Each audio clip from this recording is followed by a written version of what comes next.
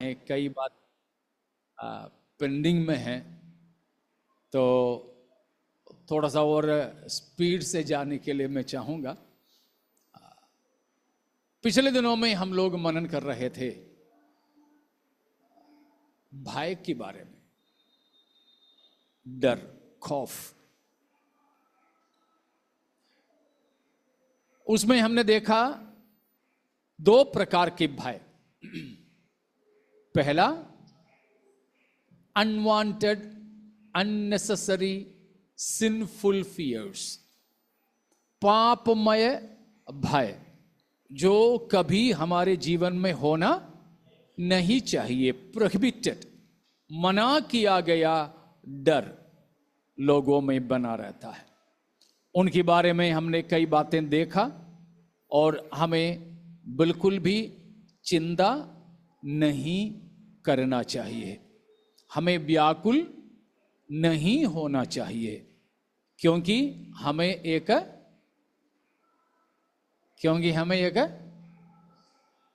कौन है? आकाश के पक्षियों को देखो, वे ना बोते, ना काटते और ना खलिहानों में संभाल के रखते हैं, तो भी उनके पिता उन्हें खिलाता है। तो भी उनके पिता, जी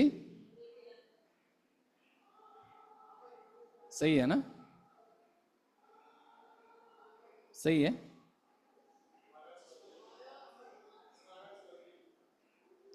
मैंने क्या बोला था? उनके पिता। अभी बोल रहे हैं ना? हमारे पिता। हमारे पिता किसको खिला रहे हैं? आकाश की। हालेलुया। विश्व में सबसे ज्यादा सुंदरता का भाव रखने वाला और अपना सब कुछ के द्वारा सब कुछ सबसे शानदार बनाने वाला व्यक्ति था किंग सोलोमन, सुलेमान राजा। लेकिन प्रभु ने कहा, सुलेमान भी अपनी महिमा की उच्च कोटि में भी हमारे जंगल की कीचड़ की किसी पौधा और उसमें होने वाला फूल के समान सजाया नहीं था। अगर ऐसा एक पिता हमें है तो हमें किस बात की डर है? हालेलुया। लेकिन मैं आपको बताना चाहता हूं, कभी कभी परमेश्वर हमें अकेला छोड़ने देता है। कभी कभी परमेश्वर हमको अकेला बेसहारे होकर छोड़ने देता है। अंश, इधर ध्यान दो, सीधे बैठो, बात में खींच लेना, ठीक है? अभी नहीं। परमेश्वर कभी कभी हमको अकेलापन में छोड़ देता है। कई बार हमारे आसरा के डालियों को प्रभु काट देता है। हमारे साथियों को हमसे दूर कर देते हैं। ऐसा कुछ अनुभव हुआ आपको? नहीं तो होगा, नहीं तो होगा। प्रभु के जन हैं तो ऐसे अनुभवों से गुजरना पड़ेगा, गुजरना पड़ेगा। बिना कारण से भी लोग हमारे विरोध करेंगे, नहीं तो हमसे दूर होंगे। कभी कभी कई प्रकार की परेशानियों में, तकलीफों में हमें पड़ने देंगे। ये सब किस लिए है? किस लिए? परमेश्वर के हम और करीब आने के लिए, हमको प्रभु और भी अपना नजदीक लाने के लिए, नजदीक लाने के लिए। तो ऐसे समयों में बुड़बुड़ाना नहीं, ऐसे समयों में हम नाराज और निराश नहीं होना चाहिए। मैंने सुना है कि इस्राएल के चरवाहे ऐसे करते हैं कि कुछ कुछ भेड़ बकरे अकेला अकेला जंगल में दौड़ के चले जाते हैं। कई बार उनको डांटा, मारा, पकड़ के लाया, फिर भी रुकते नहीं। तो मैंने सुना है कि चरवाहे ही उनमें से किसी के टांग तोड़ देते हैं, उसके बाद वो चल नहीं पाते। फिर चरवाहा ही उसके टांग को लकड़ी वगैरह रख करके सीधा बांध देता है, फिर भी चल नहीं पाता। इसीलिए कई बार चरवाहा उसको अपने खांधे पर उठाकर चलता है और चरवाहा अपने हाथों से उसे खिलाता है, और समयों के चलते में उसका पैर ठीक हो जाता है और उसके बाद वो चलने फिरने लगता है। फिर वो कभी चरवाहे को छोड़कर नहीं जाता, वो हमेशा चरवाहे के पास पास में रहता है। इस तरह कई बार मुझे और आपको भी प्रभु कुछ कर ले तो समझ लेना परमेश्वर हमारे और भी करीबी रिश्ता और प्रेम को चाहता है। हालेलुया, समझ में आ रहा है ना? परमेश्वर हमको और अपना करीब रखना चाहता है। हालेलुया। जब हम प्रभु से दूर होते हैं तो परमेश्वर हमें अपने करीब लाने के लिए, प्रभु हमें, इधर खड़ा कर दूंगा मैं, प्रभु हमें अपने करीब लाने के लिए इस तरह छोटे छोटे नुस्खे करते हैं। हालेलुया। तो भी हमें डरना नहीं, निराश नहीं होना, प्रेज गॉड, अशांत नहीं होना, बेचैन नहीं होना, परमेश्वर पर पूरा पूरा भरोसे के साथ हम अपनी जीवन को व्यतीत करते चले जाएं। Praise God. जो 15 मिनट है, एक चीज मैं आपको बताता हूं कि जो नेसेसरी फियर में से, नेसेसरी फियर हमारे अंदर होना चाहिए, जो भय, उनमें से कुछ मैं आपके सामने रखूं। वैसे तो वो ही बोलने के लिए था, उसकी भूमिका में हम दूसरा भी बोलते आए।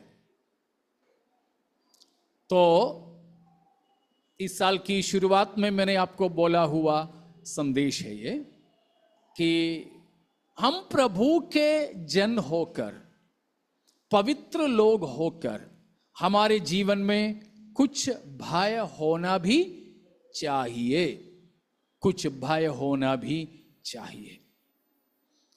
उनमें से कुछ बातें जो परमेश्वर मेरा हृदय में डाला है, उनमें से कुछ पिछले 5-6 महीने से कहीं कहीं 2-3 जगह एक 2 करके बताया। एक जगह पे मैंने 5 भय के बारे में जो होना चाहिए बताया, और उनमें से कुछ है अपने कलीसिया के साथ मैं बांटना चाहता हूं। उनमें से एक है, हमको चाहिए द फियर ऑफ गॉड, परमेश्वर का भय, परमेश्वर का भय हमें होना चाहिए। आज अपने मेरी आंटी ने जो वचन पढ़ा, शायद आपको मलयालम में था तो समझ में नहीं आया होगा। किसी को समझ में आया? फैबसस को आई होगी। कौन सा?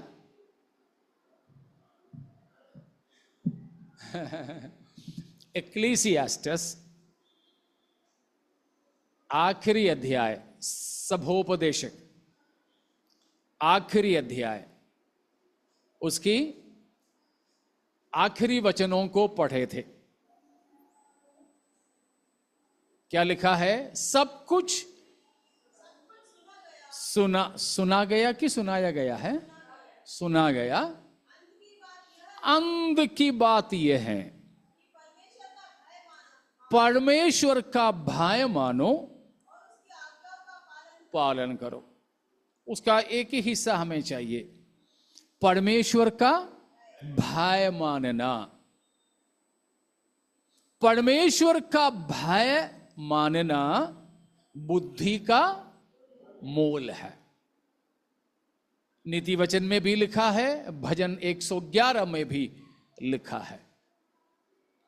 तो परमेश्वर की भय मानना, लेकिन यह परमेश्वर का भय ऐसा भय नहीं है चोर घर वालों से खाता हो या पुलिस वालों से रखता हो, परंतु ये जो भय है उसका दूसरा नाम है भक्ति।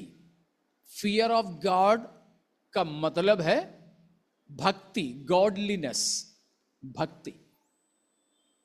भक्ति उसमें प्रेम है, आदर है। It's a mixture of reverence and love. प्रेम और आदर जब हमारे अंदर मिल जाता है तो एक पॉजिटिव, एक सकारात्मक भय हमारे अंदर होता है कि आदर भी है और प्रेम भी है। उसमें डर इस बात की नहीं कि नतीजों को भय रखते हो, क्या होगा, क्या मारेगा, क्या पीटेगा, यह डर नहीं है, परंतु a fear, an honour, a reverence unto the very person. उस व्यक्ति की व्यक्तित्व से हमें एक आदर, एक सम्मान की बात होनी चाहिए। अगर हम परमेश्वर की, कभी कभी हम लोग बोलते हैं ना,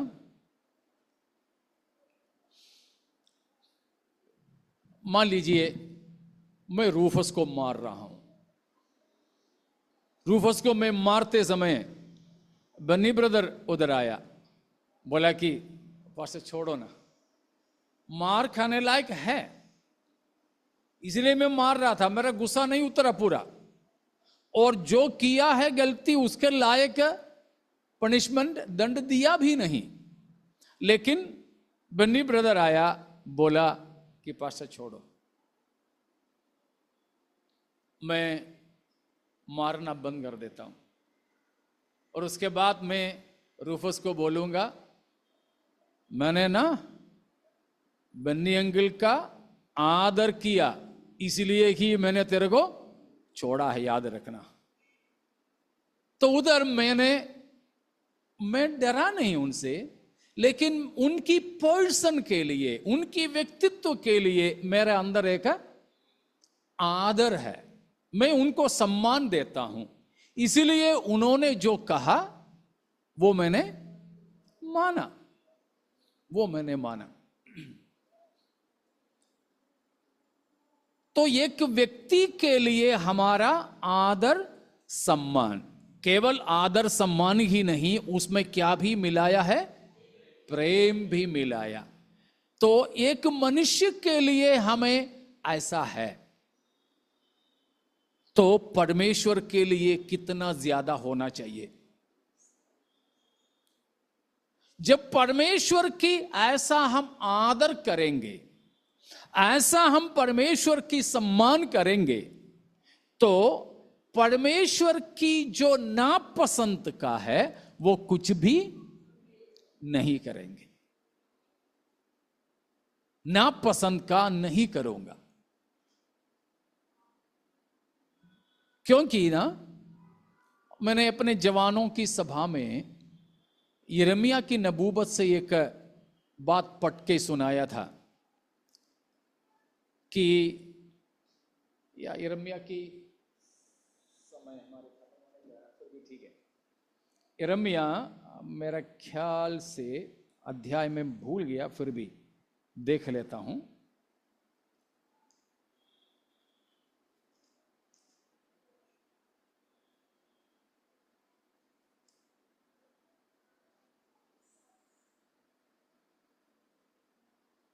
या 35, यिर्मयाह 35 मुझे बहुत प्रभावित किया हुआ एक वचन है। उसकी वैसे तो एक आयत से हैं, मगर ठीक है, एक से ही जल्दी जरा पढ़िएगा। हाँ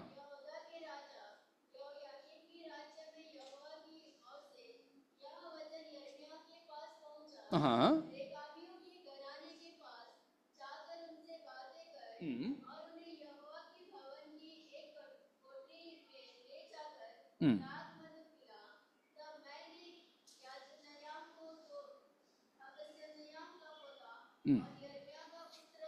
हाँ हाँ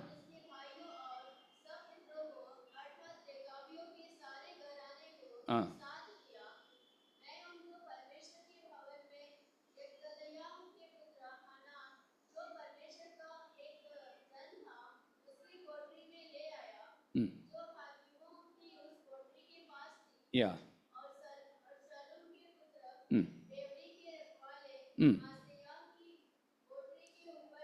हाँ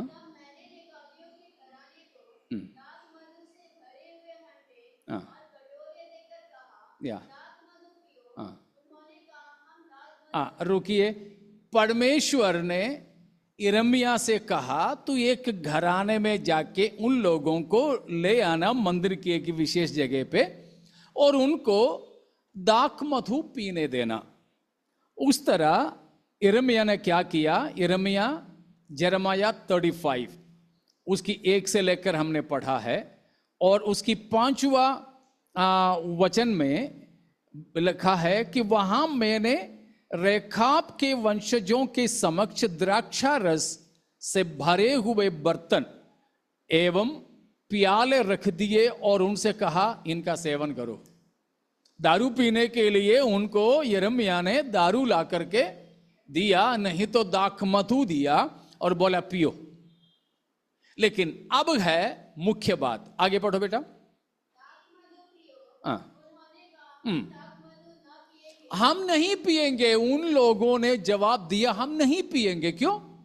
क्योंकि रेखाब के पुत्र योनादाब ने जो हमारा पुरखा था हमको यह आज्ञा दी थी तुम कभी दाख मधु ना पीना, ना तुम्हारे पुत्र, ना घर बनाना, ना बीज बोना, ना दाख की बारी लगाना, और ना उनके अधिकारी होना, परंतु जीवन भर तंबूर ही में रहना।